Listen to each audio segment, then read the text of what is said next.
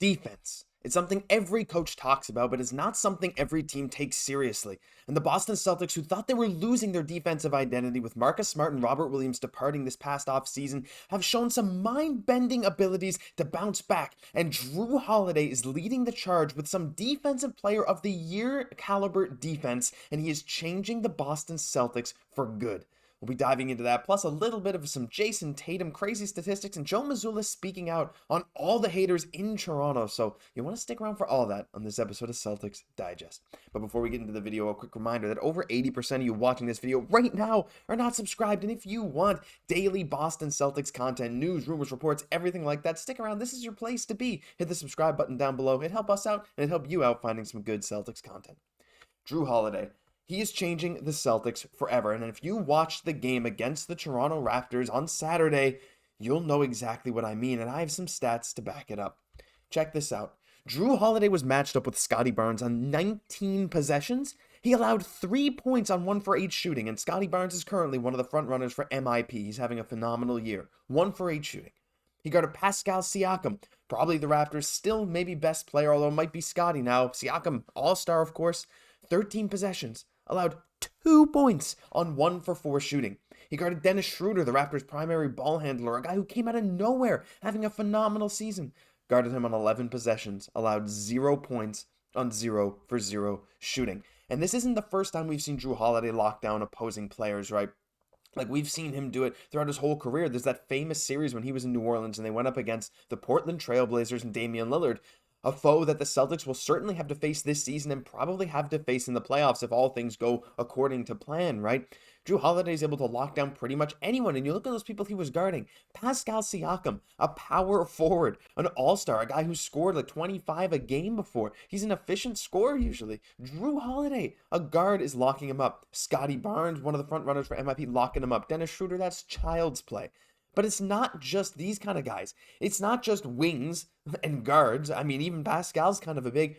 But don't forget, as they mentioned on Thinking Basketball, shout out Ben Taylor and Cody Hodek on Thinking Basketball, they mentioned how they think Jrue Holiday could very well be the front runner for Defensive Player of the Year, though it might be Rudy Gobert. Still, Jrue Holiday's ability, his versatility, is something that we just haven't seen with the Boston Celtics in a while. And I know you'll say Marcus Smart.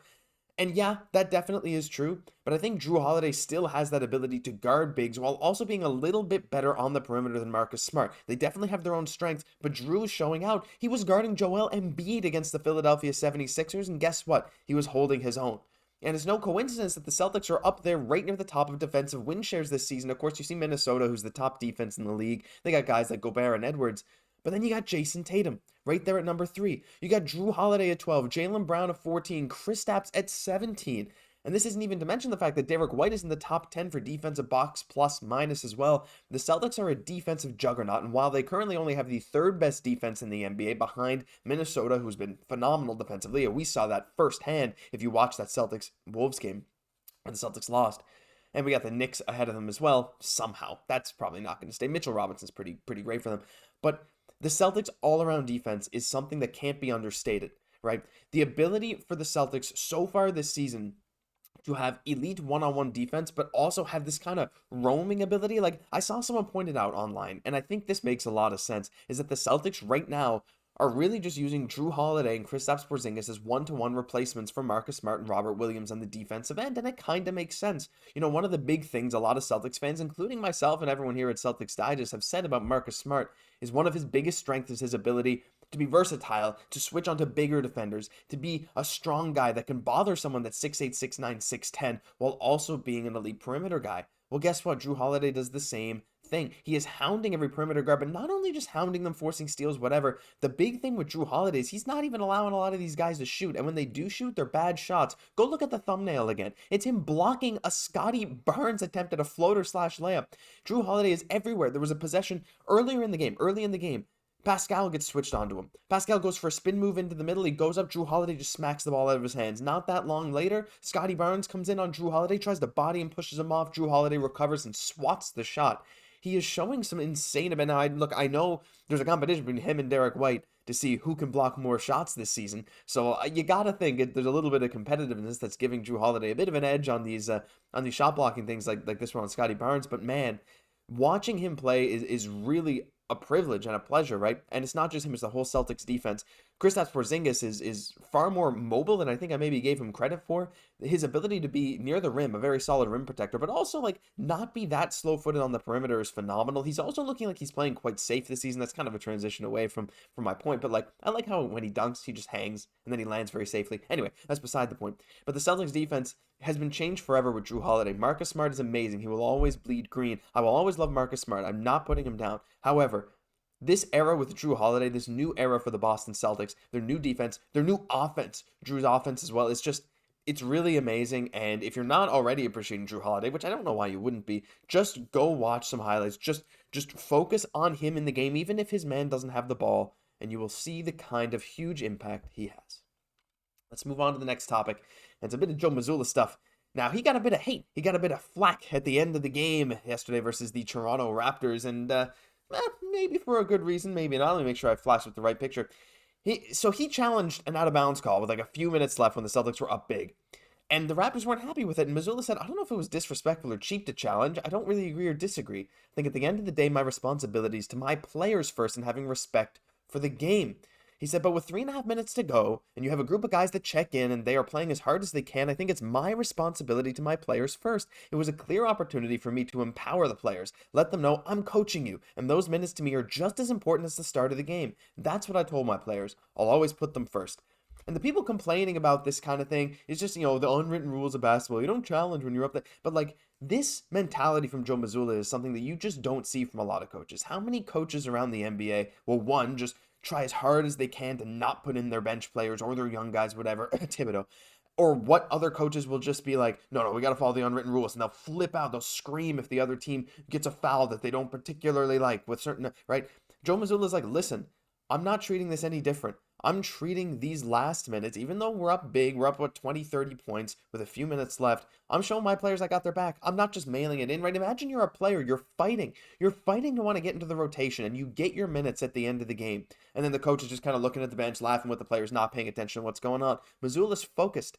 He is showing these guys by challenging that play. Yes, did he annoy some Raptors fans? Sure. Did he annoy some of the Raptors players and staff? Yeah, probably. But who cares? I don't think Joe Mazzulla cares. I think what he cares more about is the fact that his players are like, he's watching. He's making this feel like it's just as an important part of the game as the early part in the game, right? Challenges mean something potentially at every part. Would it have changed the outcome? No. Does it go against the unwritten rules? Maybe. But I love it. And I think his explanation for this, I've actually seen a lot of fans kind of say, okay, you know what? I kind of appreciate that. Because I think a lot of fans of a lot of teams want their coaches to be the same. You want to empower your players. These guys at the end of the bench, you never know when they're going to have to step up. And that's maybe not more true for any other team other than the Boston Celtics, a team that kind of lacks some depth. And we're going to get into that in a second. But to have these guys really feel like, yeah, I really want to play for this coach. I'm making these minutes count. It's really important. So shout out Joe Mazzulla. Ignore all the haters. We got your back.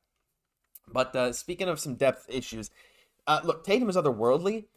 But we got some stats here that show that even though he is like one of the best players in the NBA right now, straight up, he was plus 42 last night. He's the first player to get a plus 40 game this season, first player to hit plus 150 on the season. But when he comes off the court, the Celtics kind of tend to struggle. It's a small 9-game sample size to start the year, but the bottom line of the numbers, with Tatum on the court, the Celtics would have the NBA's best offense and best defense with a net rating of plus 24.6, but without him, the NBA's worst offense and number 26 defense. Now, Jayson Tatum obviously is just showing he's one of the best players in the NBA. He's going to be in the MVP conversation. Again, no surprise there. But when he comes out of the game, you can often see the Celtics start to struggle. So what they've started to do is play Brown a lot with the bench minutes. We've seen that a lot so far this year, right? You have Jaylen Brown with some of the bench guys, and it works pretty well. And we've also seen Brown and Porzingis have a lot of chemistry together. So those kind of lineups with Brown and Porzingis, with a couple other wings, maybe Payton Pritchard, works really well. But I think you might need to start trying that a bit more, and I think you might need to give Tatum a bit of rest earlier in games. Try and fix these rotations so that these kind of stats don't happen. Because while the Celtics are still winning big games, things like this are something that you still need to pay attention to, and I'm sure the coaching staff and everyone at the Celtics aren't just saying, oh no, it doesn't matter. They're definitely looking at this too. But again, it could just be, oh, Jayson Tatum is so good when the team's on, that when he comes out, a lot of the times the Celtics are up so big, you're not as intense as when he's on the floor. That's another possibility, right? There's a bunch of different things that could go into this, but regardless, it's something to keep an eye on. because going to the last ranked offense and 26th ranked defense is definitely not ideal when Tatum's off the floor. I know he's by far the Celtics' best shot creator, though Brown has been improving. Porzingis and Jrue Holiday in the pick and roll has looked really good. There's lots of other options. I'm not saying this is a concern, but it's a very interesting stat. But the overarching point is that Jayson Tatum is so good when he's on the floor that even though this happens, it really doesn't matter. The Celtics keep getting W's. But that'll do it for this episode of Celtics Digest. If you enjoyed, leave a like, comment, subscribe to the channel for daily Boston Celtics news, rumors, reports. We'd love to have you stick around. We have all kinds of stuff. Everyone here at Celtics Digest super happy to be doing this, and we hope you are feeling the same. I've been your host, Josh Gosse. We'll catch you in the next one.